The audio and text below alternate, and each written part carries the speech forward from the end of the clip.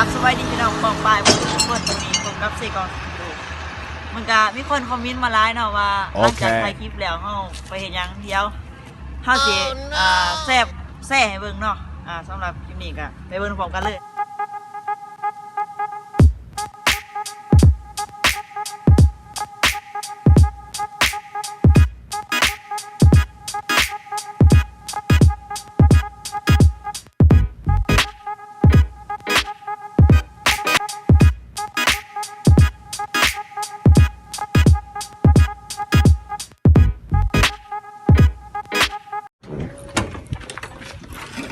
ก็หอนหานเลยเนาะ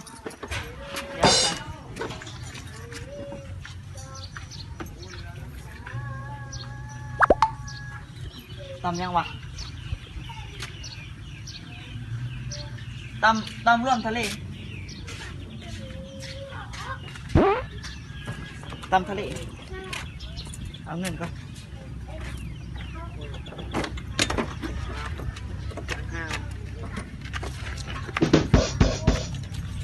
3,000แต่วะไประ วังรอเนาะ50 นาที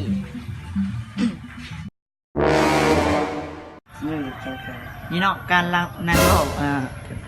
ประมาณ50 นาทีของเขาเนาะก็ได้เฮ็ดเรื่องงานประจำตัวของเขาเนาะก็อีสังกับประจักษ์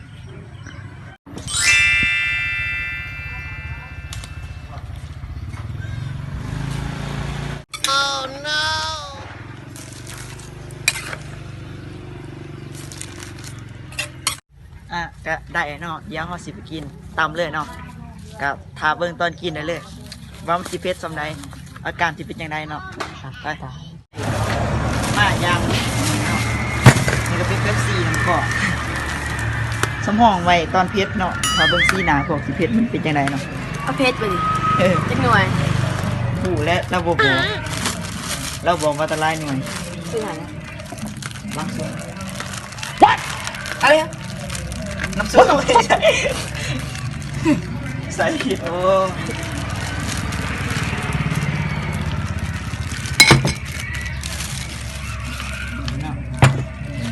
ช่วยกันเห็ดเนาะ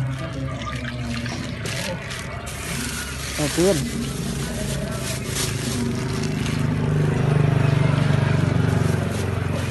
ถ้าบึงขัดตอนการลงมือของเขาเนาะ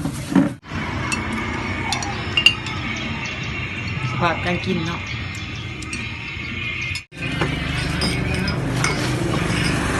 ปังเนี่ย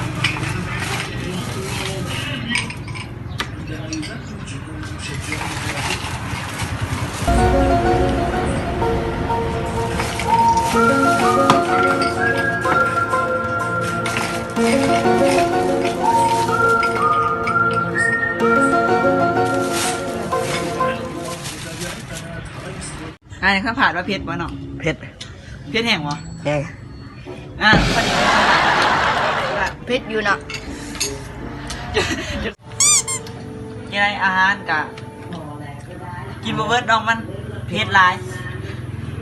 ก็ด้วยทานอันนี้กับซุปไม่นะบินไม่ตีอันนั้นการกินแล้วเขากะออกไปดินพักผ่อนสมองเนาะประมาณ5 นาทีแต่ก็ตัดคลิปแล้วก็เมื่อเลยเนาะ